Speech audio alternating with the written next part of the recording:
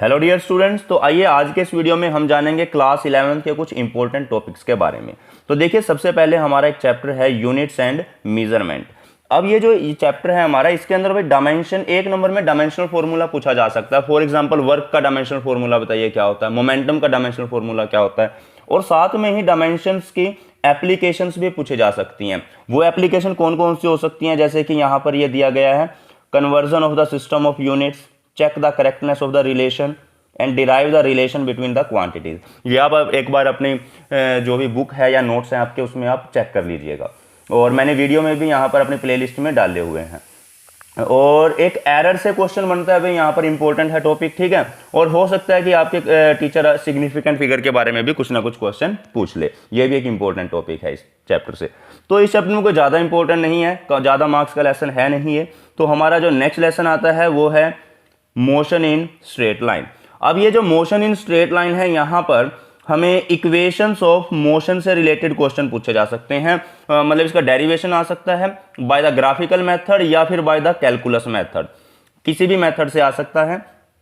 तो ये एक इक्वेशन है v equals to u plus a t, और एक इक्वेशन है s equals to u t plus half a t square, clear. और एक इक्वेशन है v square minus u square that is equals to 2as। तो इनमें से किसी भी टॉपिक के ऊपर कोई भी एक इक्वेशन आपको दी जा सकती है। मेनली सेकंड और थर्ड इक्वेशन आ सकती है, फर्स्ट इक्वेशन के चांस कम है। अच्छा, तो नेक्स्ट हमारे पास आता है आपका ये chapter motion in a plane, जो यूनिट नंबर 2 से है ये चैप्टर। और इसमें वही triangular law of vector addition या फिर parallelogram law of vector addition, इनमें से कोई भी एक आपसे पूछा जा सकता है। दोनों के डेरिवेशन एग्जैक्टली सेम है, केवल इनकी डेफिनेशन में डिफरेंस है। तो अगर आपने कोई एक कर लिया, समझो आपने दूसरा भी कर लिया, केवल आपको डेफिनेशन अलग से करनी पड़ेगी बस। और एक है भाई प्रोजेक्टाइल मोशन, कन्फर्म है, यहां से क्वेश्चन आएगा ही आएगा आपके एग्जाम में। और हॉरिजॉन्टल मोशन और एंगुलर मोशन, मतलब हॉरिजॉन्टल प्रोजेक्टाइल और एंगुलर प्रोजेक्टाइल, इसके दो अलग अलग केस हैं। दोनों में से कोई एक केस आता है, और ज्यादा चांसेस जो रहते हैं वो है एंगुलर प्रोजेक्टाइल के, क्लियर है। और यहीं से न्यूमेरिकल भी आता है इस लेसन में से, तो ये आप बिल्कुल अच्छे से तैयार करके जाना है आपको, क्लियर है। और साथ में वेक्टर से भी कुछ ना कुछ और क्वेश्चन आ जाते हैं। लेकिन फिलहाल मेन अगर मैंने दो टॉपिक की बात करूं तो triangular law of vector addition और या इसके ऑप्शन में पैरेललोग्राम लॉ, ठीक है, और साथ में प्रोजेक्टाइल मोशन, ये जो है काफी इंपॉर्टेंट टॉपिक है आपके लिए। नेक्स्ट है आपका चैप्टर लॉज ऑफ मोशन। अब ये जो चैप्टर है लॉज ऑफ मोशन, यहां से भाई द मोस्ट इंपॉर्टेंट टॉपिक है इस चैप्टर का, that is banking of the road या फिर बेंडिंग ऑफ द साइकिलिस्ट। हालांकि बेंडिंग ऑफ साइकिलिस्ट के चांस कम है, लेकिन बैंकिंग ऑफ रोड अगर आपको हो गया बेंडिंग तो आप वैसे ही कर लोगे, ठीक है ना। तो बैंकिंग ऑफ द रोड ये काफी इंपॉर्टेंट टॉपिक है। अच्छा, एक यहां पर एंगल ऑफ रिपोज और एंगल ऑफ फ्रिक्शन के ऊपर भी क्वेश्चन आता है। एक इनमें रिलेशन भी पूछा जा सकता है, छोटा सा टॉपिक है, 2 नंबर में पूछा जा सकता है। एक पुश एंड पुल के बारे में भी कई बार एग्जाम में पूछ लेता है, कुछ नहीं जाता आपका, थोड़ा सा पढ़ लीजिएगा कि पुश और पुल में से कौन सा इजी है, क्लियर है। ये भी एक इंपॉर्टेंट पॉइंट रहता है। अच्छा, जो नेक्स्ट है हमारे पास दैट इज न्यूमेरिकल, जो इस लेसन से कहां से बनते हैं। जैसे एक तो पुली के क्वेश्चन है, आ सकते हैं, क्लियर। और अपीयरेंट वेट इन द लिफ्ट, इसके ऊपर क्वेश्चन आ सकते हैं। और लैमिस थ्योरम के ऊपर क्वेश्चन आ सकते हैं। तो यहां से भी जो है क्वेश्चन पूछे जा सकते हैं।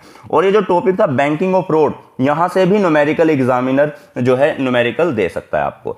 अच्छा, तो नेक्स्ट हम अपनी 4th यूनिट या नेक्स्ट चैप्टर के ऊपर अगर मूव करते हैं तो that is work energy and power. Work energy and power. अब यहां से देखिए भाई, potential energy of the spring, very important topic. और एक जो अगर मैं केवल 2 टॉपिक की बात करनी हो तो इलास्टिक कोलिजन इन 1 डायमेंशन।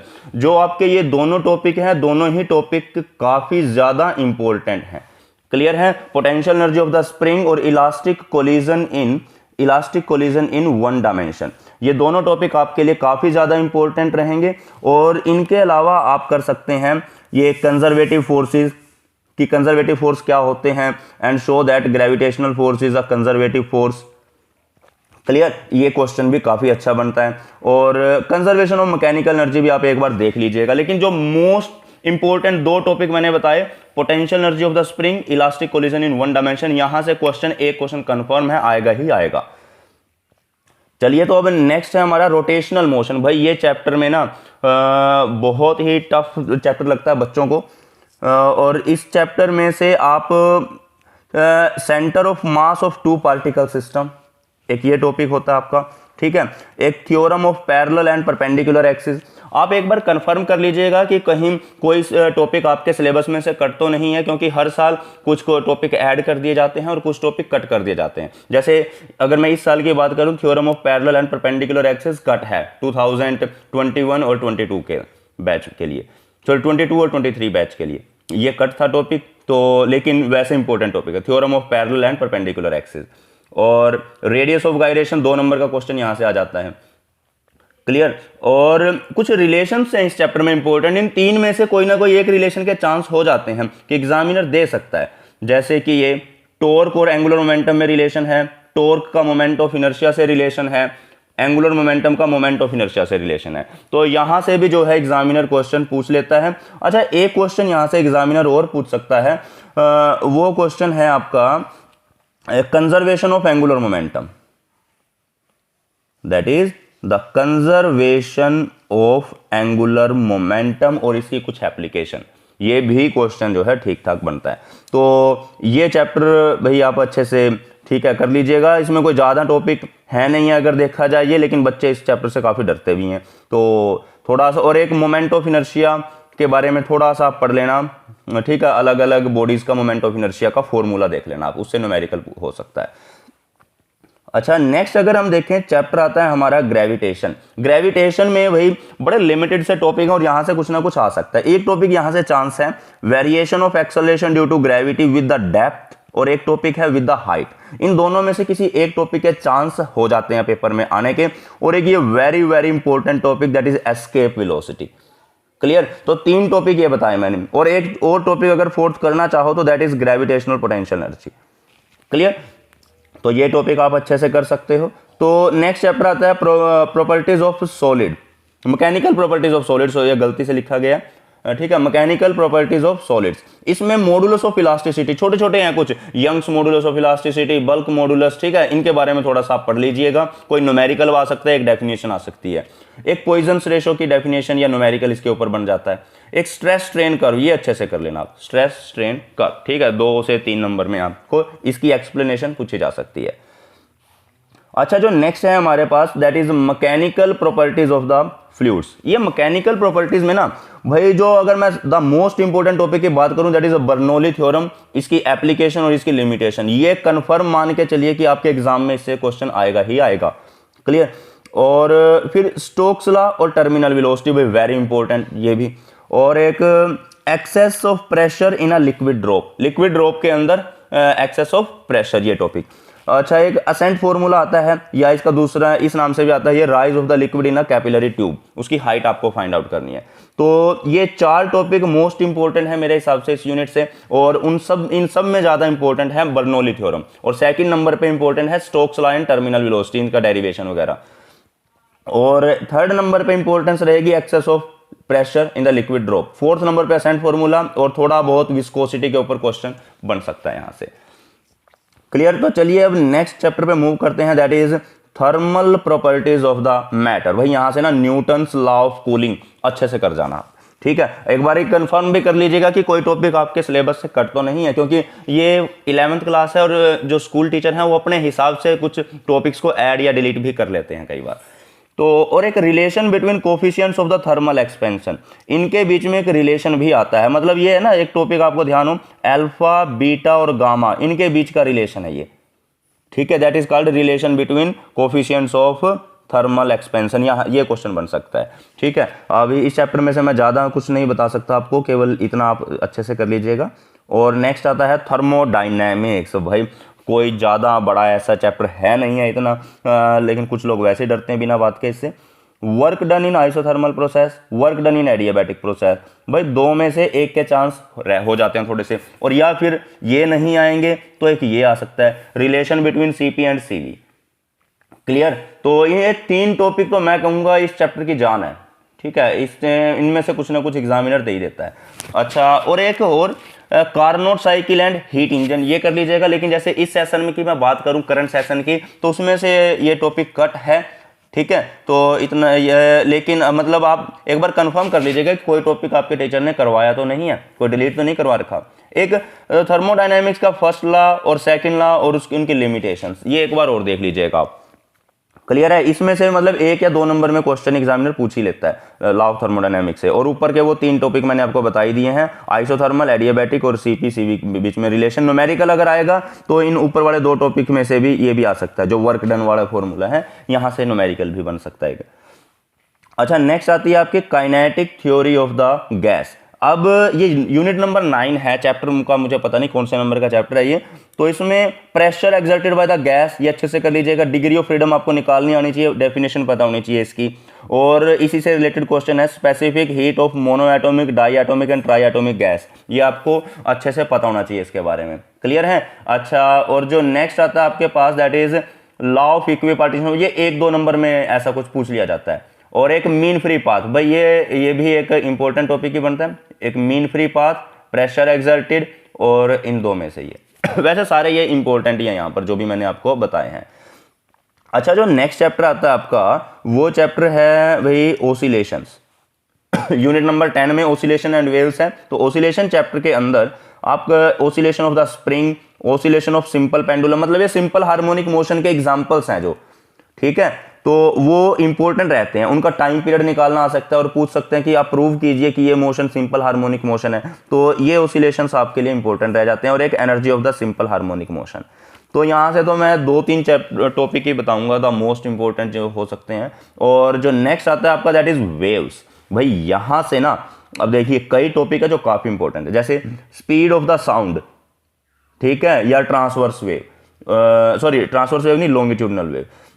अब देखिए यहाँ पर स्पीड ऑफ द साउंड में क्या आता है, न्यूटन फॉर्मूला। भाई न्यूटन ने फॉर्मूला दिया था साउंड का, और लेकिन वो पहली बार न्यूटन यहाँ पर गलत भी हो गया था, तो उसको करेक्ट किया था किसने, लैपलेस ने, लैपलेस की करेक्शन। तो ये इंपॉर्टेंट पॉइंट बनता है। और इसी से रिलेटेड है, इसी फॉर्मूले पे based, factors affecting the speed of the sound, मतलब साउंड की स्पीड किन किन फैक्टर पे डिपेंड करती है, यहां से भी क्वेश्चन आ सकता है। मेरे हिसाब से तो ये काफी ज्यादा इंपॉर्टेंट टॉपिक है।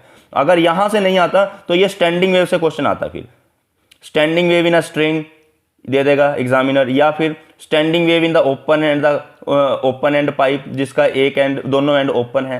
एक standing wave in the organ pipe close at one end, एक पाइप जो कि एक एंड से क्लोज है, उसके अंदर स्टैंडिंग वेव, ठीक है। यहां से क्वेश्चन या तो स्टैंडिंग वेव से और या फिर ऊपर स्पीड ऑफ द साउंड, यहां से क्वेश्चन तो भाई एग्जामिनर को देना ही चाहिए।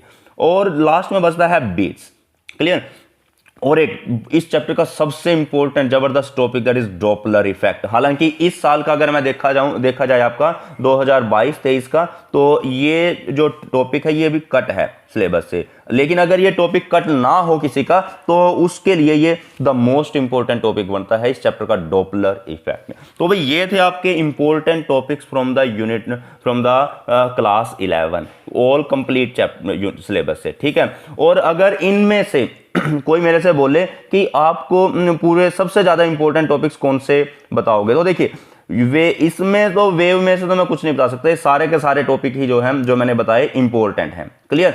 और ओसिलेशन चैप्टर में से अगर कोई एक चूज करना पड़े तो मैं ओसिलेशन ऑफ सिंपल पेंडुलम ये चूज करूंगा।